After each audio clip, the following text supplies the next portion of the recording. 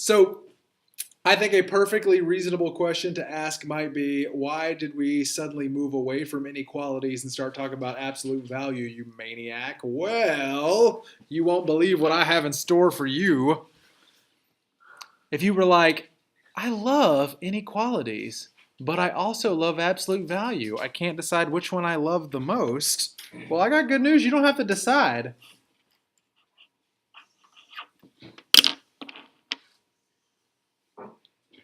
Okay. Oh, it's pretty much the same thing. Like, I am so happy to hear you say that. It is kind of the same thing because the first step is going to be to solve this like it's an absolute value equation. What are the two possible values of x that I could take the absolute value of and get 5? 5 and negative 5. So 5 and negative 5. Great. X has got to be lower than 5, but more than negative 5. If you want to be real slick, you could write this as one inequality. I knew which way the greater than, less than symbols had to go, because if it was greater than negative 5, it wouldn't get anywhere near negative 5. So what we're saying is x can be any number in between negative 5 and positive 5. Now let me talk to you about why. Give me an example of a number that is in between negative 5 and positive 5. Any number between negative 5 and positive 5. Negative 2. Negative 2, great. What's the absolute value of negative 2? 2, is that less than 5? Yeah. Yes, so that works. Give me another one. 4. 4. What's the absolute value of 4? Is 4 less than 5? So any number between negative 5 and positive 5, if I take the absolute value of it, it'll be less than 5. How do I write this on a number line since it's an inequality? Well, you know the answer to that question because we just did some of these.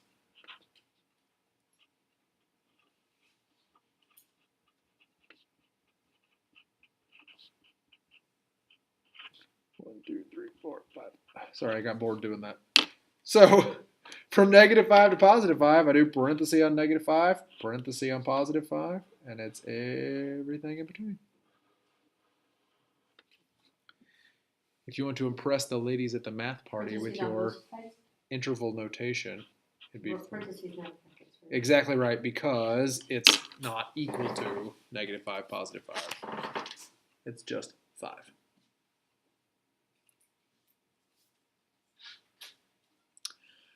Okay, so I want you to pay real close attention to this step right here, because this is going to be our shortcut. The thing that was in the absolute value marks went in the middle. We took this and put a negative on one side and a positive on one side, right? I didn't have to write this step. I could have gone straight to this step if I'd known this is what it was going to look like. That's important to you because check this out.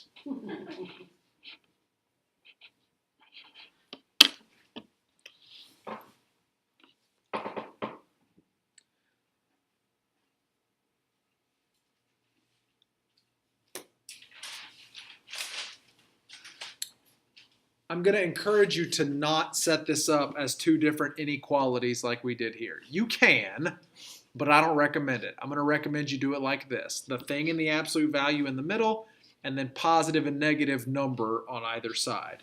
If you do that with this one, we've got the thing in the absolute value in the middle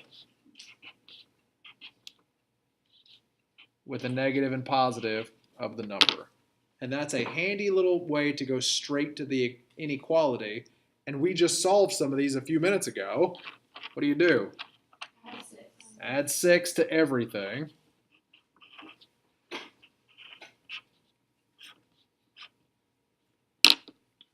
So 4 less than m less than 8.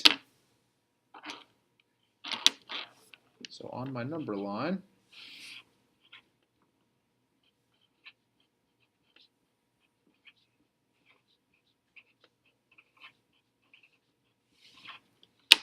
brackets or parentheses?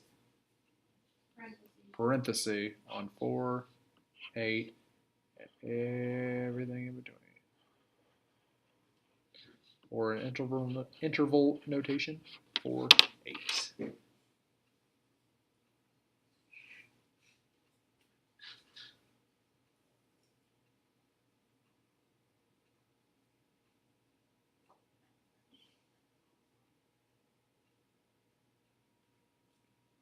Okay, let me show you a couple of special cases. A couple of weirdos. Let me show you a weirdo. So I'm going to pass around this mirror.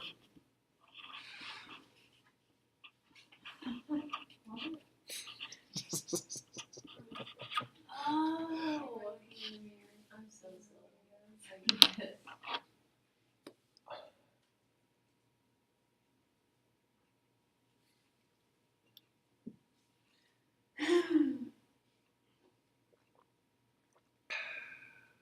Who's got some deep thoughts? I mean, about this inequality, not about life in general. It's a negative. It's a negative. Absolute value can't be a negative. It certainly can't be less than a negative. So, It's Say no no donuts. no donuts. The empty set. If you have absolute value on one side and a negative on the other, that is the end. Do not keep going. Do not keep going if you see that. It's the same thing my wife said to me when I started my business of selling used shrimp out of the back of my El Camino. Don't keep going, she said, but I had a dream. Here's the other special case.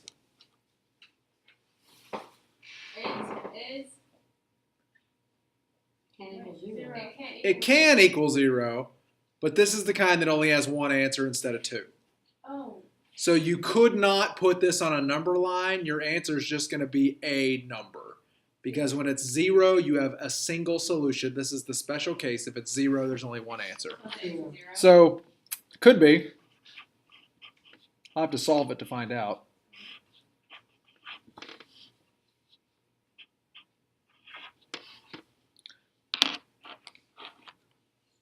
Equals 0. Yeah, I'm going to do equals 0. Why? Why am I not going to do less than 0?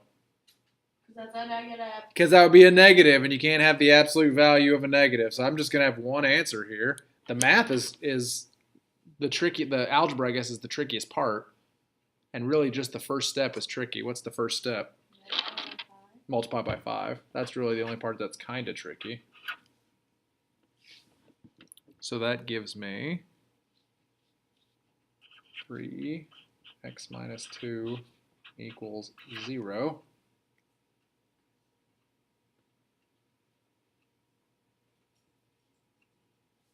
I got two things I could do here. Distributive property. I could distribute the 3, or Add 2. you can't add 2 until I get rid of the 3. I meant there's another way to get rid of the 3 besides distribute. Yeah, what if I divided by 3? Now it's x minus 2 equals 0. And then you add 2. So x equals 2.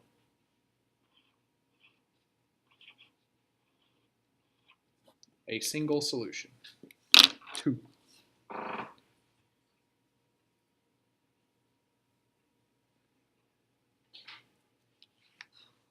Okay? Now, one thing that all of these inequalities have had in common so far is that every single one of them has been a less than inequality. The greater than ones are a little trickier. So let's try a greater than absolute value inequality.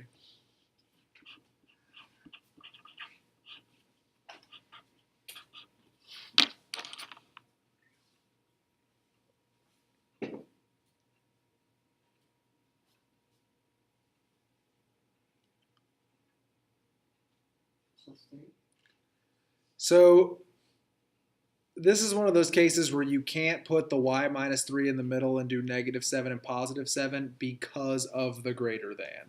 So this is going to look a little weird when I set it up for you. But here's going to be. One of them that I'm going to do is y minus 3 is greater than 7. That one's pretty obvious. That's going to be one of the things I'm going to solve. The other one's going to be a little less obvious. This is going to take some practice to get used to. It's y minus 3 is less than -7. And I'll explain why after we solve this. I'll explain why that second one's a little goofy. Let's solve it first, and then we'll see why. So neither one of these has what I would call especially challenging algebra. Add 3 to both sides. we get y is greater than 10. Okay, and then over here, we'll add 3 to both sides.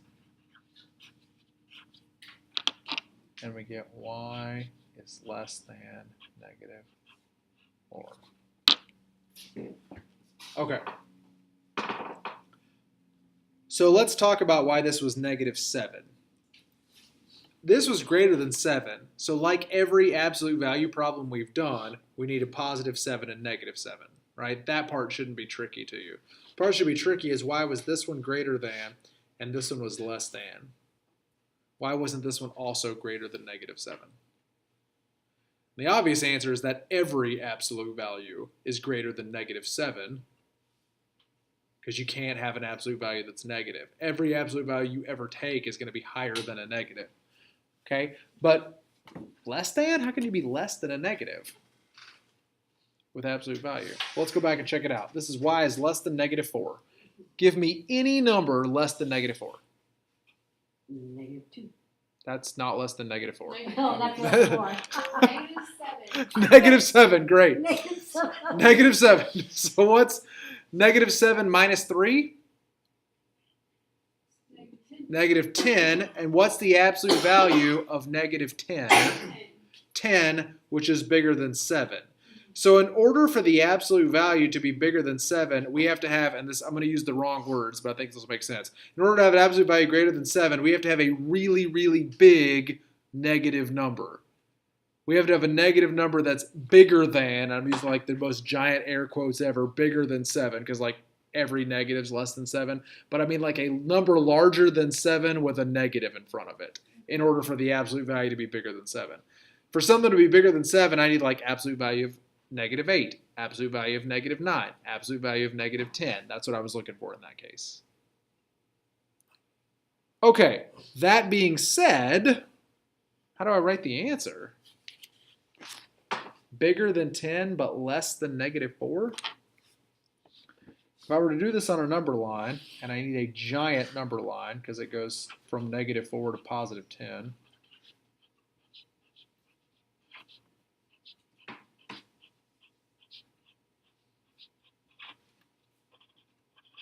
all right, like that.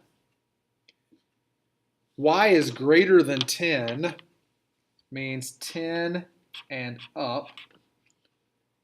Less than negative 4 means negative 4 and below. How am I going to write the answer for this? Yeah, that's exactly right. This is a union problem. It's from negative infinity up to negative 4. Then we skip all of these things and pick back up at 10. From 10 to infinity, and it's the union. And these problems are legitimately difficult. It's okay for you to whine about these problems. These are legitimately tough. If you're whining about the other ones, you're just a whining whiner who whines. But these are pretty tough.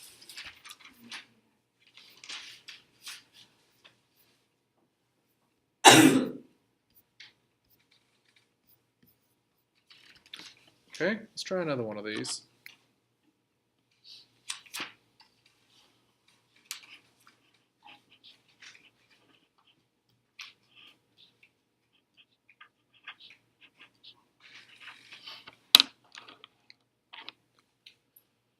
All right, what's the issue with this one? It exists. There's a number outside. Yeah, we got to get the absolute value by itself. So what do we do? Minus 5. Minus 5. So 2x plus 9 is greater than negative 2. Now your instinct, I hope, is to say, hey, that one doesn't have an answer because it's absolute value in a negative. This one does have an answer, though. Why does this one have an answer and all the other ones with a negative didn't? No. Oh. We made it a negative. Because it has a negative. Because it's greater than. We're saying the absolute value is bigger than negative 2. Absolute values can't be negative, but they can be bigger than negative. They are bigger than negatives. Absolute values have to be 0 and up. So when I say the absolute value is greater than negative 2, Oh, yeah, of course. What about negative 1? Negative 1 would be okay too. as long as it's greater than. If it was can't be greater less- than? It can't be less than the negative. Oh, I see what you're saying. Yeah, the value of x is not going to include negative 1. Like I couldn't have the absolute. Start at 0.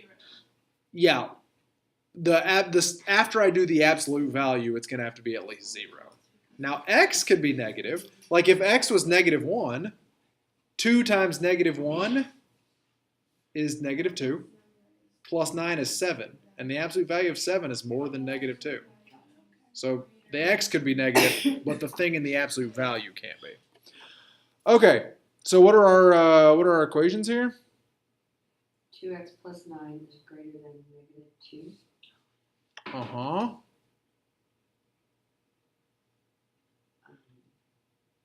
Let me ask you this question a little different way because I'm trying to save you some algebra trouble here. Let's cover this up. What has to be inside this absolute value? What has to be inside there in order for the absolute value to be bigger than negative 2? The absolute value of what is bigger than negative 2? 2. Okay, the absolute value of 2 is greater than negative 2. What else? What else could be covered up here? Anything bigger than 2? Absolute value of 1. Absolute value of 1 would be bigger than negative 2? So anything 3, bigger than 4, negative 5, 6. negative 2. What about negative 3? What's the absolute value of negative 3? 3. 3, is that bigger than negative 2? Yes. Yep. What the heck is going on? The absolute value of what is bigger than negative 2? Anything. Anything! All numbers. Any number I put in here, if I take the absolute value, it's going to be higher than negative 2. Not if it's negative 1. The absolute value of negative 1 is 1, which is more than negative 2. What if you put a 0 in there? Absolute value of 0 is 0, which is bigger than negative 2. Jesus Christ. So what needs to be inside the absolute value so that it's greater than negative 2? Something like Any Anything. number. How do we write any number? From negative infinity to positive infinity. Oh, gosh. I'm never going to catch something like that, though, like on a test. Not with that attitude. Well, I just don't, I see myself trying to solve that and getting some crazy answer and not. Yeah. Yeah, negative infinity to positive infinity is a crazy answer. You're supposed to get crazy So in answers. other words, if you actually took the time to solve it, you would act in your line would overlap. It would from one minute to the next. Yes. From the negative to the positive, it's just infinite. Everything. Everything. So when you do the math, he was trying to save you doing the math to show that it's negative infinity. So if I did do the math, I would still figure it out. it would be infinite, negative infinity to infinity Mm-hmm. when you did the math. Mm-hmm. Okay.